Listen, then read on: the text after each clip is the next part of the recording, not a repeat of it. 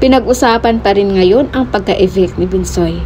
Hindi pa rin makapag-move on ang lahat dahil hindi na ito makasali sa Big Four. Am I really that much?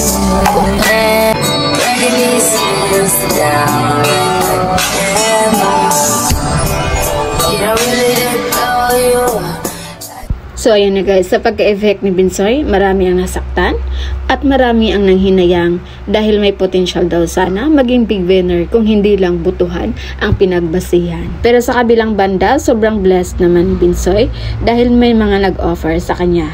Nagkalat ngayon yung mga post kung saan may mga nag-offer kay Binsoy. Gaya nitong Avis Collection RTW shop na hinintay nila si Binsoy para mag-shopping sa kanila. At sagot naman ng Events by Crazy Mix ang welcome home decoration kay Binsoy. At ang Kampihan Rent a Car with Driver naman ang susundo sa kanya sa airport pabalik sa South Cotabato. Pinapapili din ng sapatos na gusto niya si Binsoy ng Sports Corner. At may pa-free Siargao trip pa siya na sponsored by Sakatambish. At ang South Kicks din ay magbigay din ng sapatos kay Binsoy.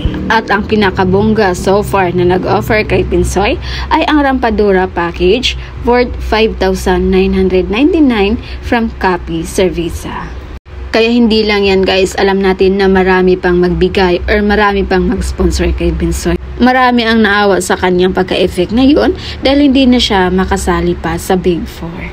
Kaakibat ng maraming simpatya kay Binsoy, hindi pa rin nawala ang bashing. Binash nila si Binsoy dahil sa sinabi nito kung sino ang 4 na housemates na karapat dapat maging Big Four.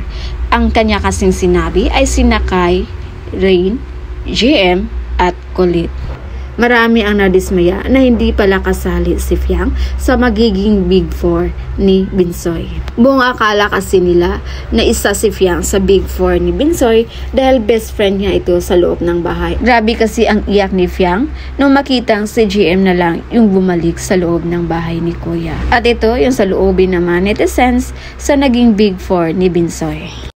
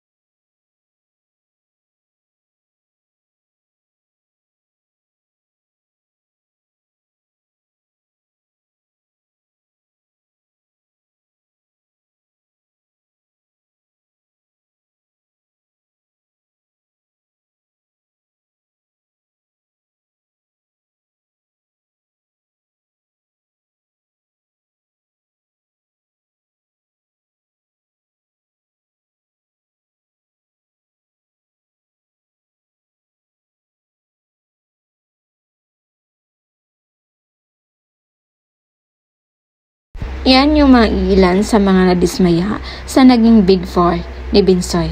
Pero agad naman dumipinsa ang kanyang mga supporters. At nabigla lang umano si Binsoy sa nasabi niya Big Four. Dala siguro sa kanyang emosyon sa kanyang pagka-evict, hindi niya naisip na banggitin pa si Fiang. Or yung 4 lang siguro ang binanggit ni Binsoy at hindi kasali si Fiang dahil alam niya na kahit hindi man maging big winner si Fiang, may malaking opportunity na ito sa labas dahil sikat na itong influence. Kaya yung pinili na lang ni Binsoy na maging part sa Big Four ay yung alam niyang mas kakailanganin nito ang pagiging winner. Sa kanila din naman nanggaling ang salitang walang kaibigan-kaibigan sa kanila sa loob ng bahay kung kompetisyon ang pagbabasihan. Kaya nga kahit naging best friends sila ni Fiang, kung hindi naman sa tingin niya karapat-dapat na mapasali sa Big Four si Fiang, desisyon ni Binsoy yun. At wala tayong karapatan na pangunahan ang desisyon or ang bawat sabihin ni Binsoy. Lahat naman sila karapat-dapat na maging big winner. Dahil hindi sila aabot sa kung saan sila ngayon kung hindi nila deserve magstay sa bahay ni Kuya. At siguro naman kahit marinig ni Fiang kung sino yung Big Four ni Binsoy, maintindihan niya pa rin yun. Nagkataon lang talaga na 4 lang yung pwedeng piliin ni Binsoy. Kaya guys, sa huling 3 linggo ng Pinoy Big Brother, marami pa tayong dapat abangan. Marami pang magpapataas ng dugo sa atin, lalo pat nandyan pa rin ang mga house challenger ni Kuya. At ano ngayon ang mangyayari ngayong wala na si Binsoy? Paano na yung friendship ni na GM at Fiang? Tuluyan pa rin kayang layuan ni Fiang si GM ngayong wala na din si Binsoy sa loob ng bahay ni Kuya? Yan ang dapat nating abangan sa susunod na mga episode sa Pinoy Big Brother. So again, this is Vinales TV.